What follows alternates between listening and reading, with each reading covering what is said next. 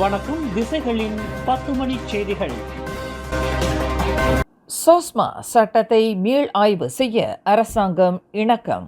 2012ஆம் ஆண்டு சிறப்பு நடவடிக்கைகளுக்கான பாதுகாப்பு சட்டமான சோஸ்மாவை மீளாய்வு செய்வதற்கு அரசாங்கம் இன்று இணக்கம் தெரிவித்துள்ளது.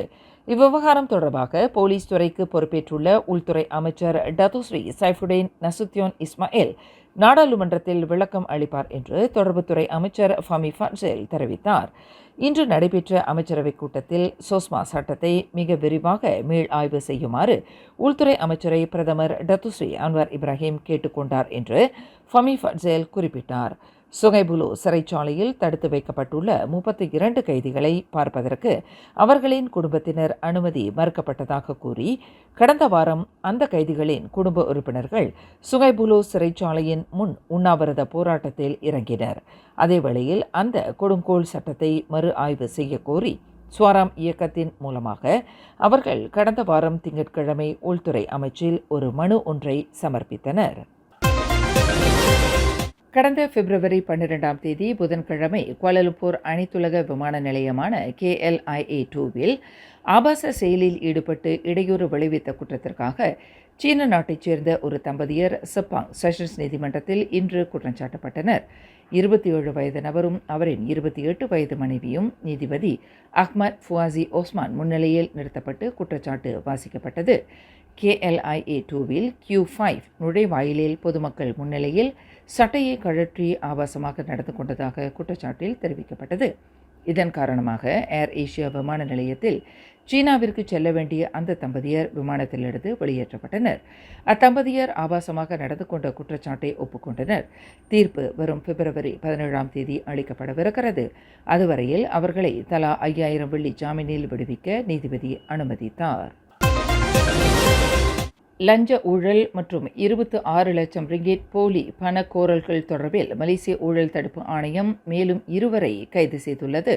ஒரு பெண்ணும் ஓர் ஆணும் இன்று புத்ராஜயா மேஜிஸ்ட்ரேட் நீதிமன்றத்தில் நிறுத்தப்பட்டு இருவரையும் பிப்ரவரி 17ஆம் தேதி வரையில் தடுத்து வைப்பதற்கான அனுமதியை SPRM பெற்றது.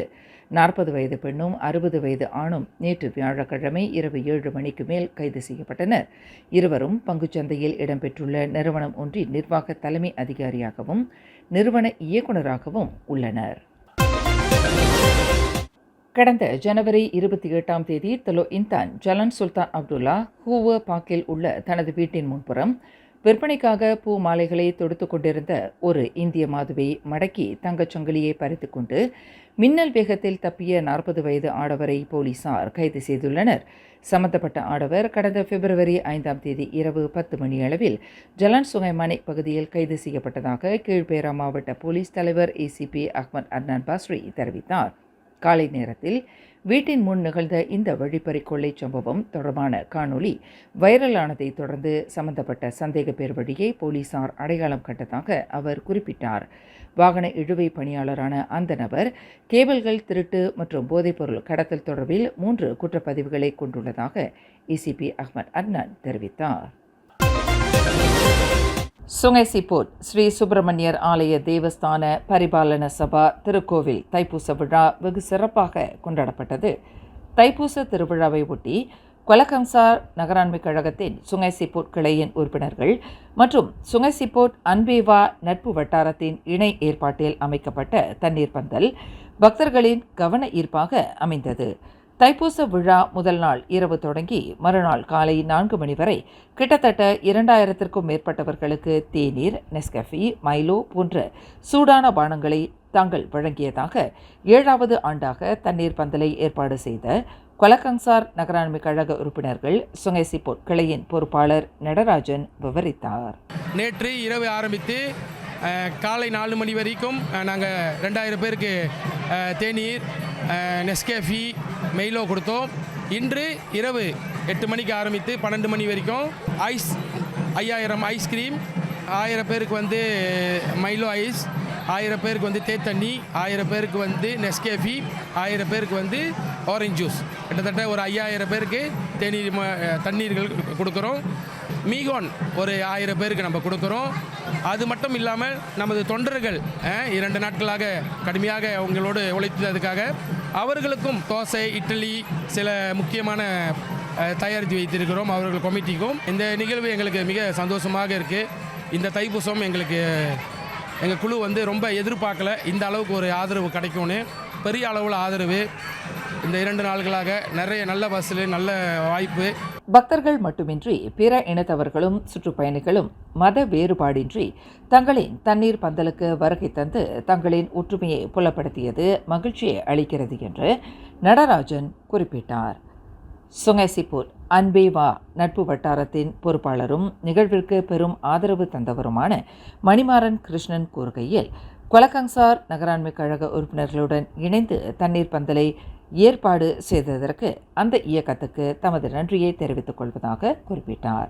கொலக்கங்சார் மாவட்ட நகராண்மை கழக உறுப்பினர்களுடைய சங்கத்துக்கு நன்றியை தெரிவித்துக் கொள்கிறேன். அவங்க பல ஆண்டுகளாக இது போன்ற தண்ணீர் பந்தலை போட்டு பக்தர்களுக்கும் வருகையாளருக்கும் இந்த மாதிரி ஒரு நல்ல தாகத்தை தீர்ப்பதற்கான ஒரு நடவடிக்கையை ஈடுபட்டு வருகின்ற வேளையில் கடந்த ஒரு 2-3 ஆண்டு காலமாக அன்பேவா நட்பு வட்டாரமும் அவங்களோட இணைந்து இது போன்ற நிகழ்ச்சியில் ஈடுபட்டது நாங்கள் ரொம்ப மகிழ்ச்சி அடைகிறோம். குறிப்பாக சிறு பிள்ளைகள் நிறையா அதிகமாக பெற்றோரோட அந்த குளிர்பானங்களை வாங்கி அதை பருகி ஆனந்தப்படும் போது அந்த மகிழ்ச்சி எல்லாம் வல்ல முருகப்பெருமானையே தான் சேரும். தண்ணீர் பந்தலை வெற்றிகரமாக நடத்துவதற்கு உதவிய மணிமாறன், மைக்கேல் மற்றும் கொலக்கங்சார் நகராண்மை கழக உறுப்பினர்கள் இயக்கத்தின் ஏற்பாட்டுக் குழுவினருக்கு நடராஜன் தமது நன்றியை தெரிவித்துக் கொண்டார். பேரா ஜலன் சுங்கைசிப்பூர் காந்தன் தொழிற்பேட்டை பகுதியில் இன்று நிகழ்ந்த சாலை விபத்தில் மூதாட்டி ஒருவர் உயிரிழந்தார். மேலும் ஒரு நபர் கடும் காயங்களுக்கு ஆளாகினார். இச்சம்பவம் இன்று மதியம் 12:01 மணியளவில் நிகழ்ந்தது. மூத்த குடிமக்களான அந்த இருவரும் பயணம் செய்த கார் சாலையை விட்டு விலகி மரத்தில் மோதியதாக பேரா மாநில தீயணைப்பு மீட்புப் படை உதவி இயக்குநர் சபருட்ஜீனூர் அஹ்மத் தெரிவித்தார்.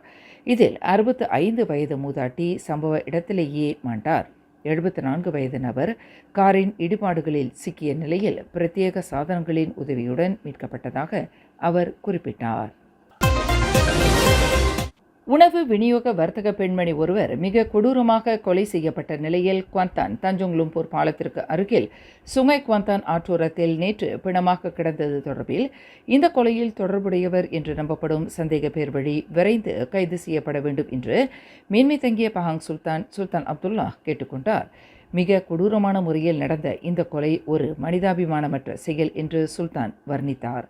37 வயது மாதுவின் உடல் அனுமதிக்கப்பட்டுள்ள குவாந்தான் தங்கு அம்பான் அப்சான் மருத்துவமனையின் தடயவியல் பிரிவிற்கு இன்று காலையில் வருகை தந்த பஹாங் சுல்தான் இந்த கோரிக்கையை முன்வைத்தார்.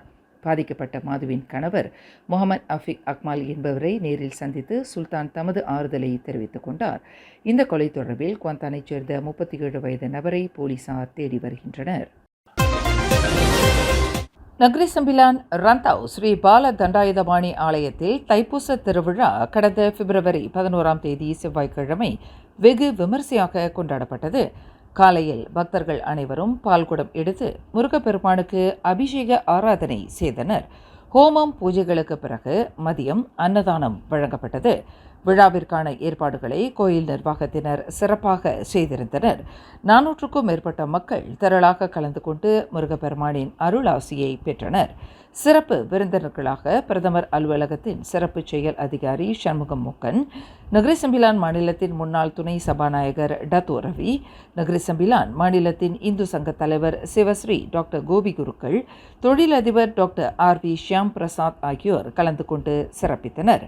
வருகை புரிந்த சிறப்பு விருந்தினர்களை கோயில் தலைவர் நாராயணன், செயலாளர் டத்தோ ஆறுமுகம், பொருளாளர் நாதன் மற்றும் கோயில் நிர்வாக உறுப்பினர்கள் அனைவரும் வரவேற்றார்கள். கோயிலின் கட்டிட திருப்பணிகள் வெகு வேகமாக முடித்திட உதவிகள் செய்வதாக பிரதமரின் சிறப்பு செயல் அதிகாரி சண்முகம் மூக்கன் உறுதி அளித்தார் மற்றும் புதிய நிர்வாகிகள் சிறப்பான சேவையை செய்து வருவதாக அவர் வெகுவாக பாராட்டினார்.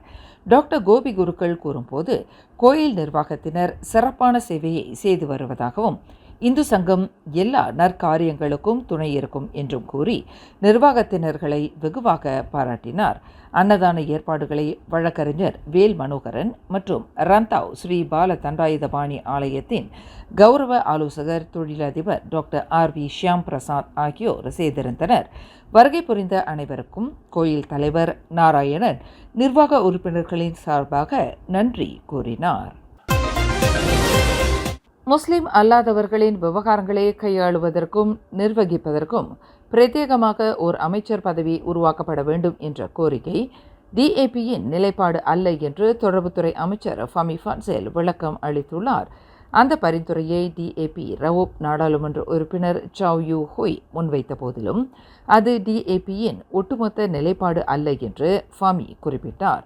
எனினும் அந்த பரிந்துரையை இன்று கூடிய அமைச்சரவை நிராகரித்துவிட்டதை பிரதமர் டத்தோஸ்ரீ அன்வர் இப்ராஹிம் விளக்கியிருப்பதை ஃபமி சுட்டிக்காட்டினார்.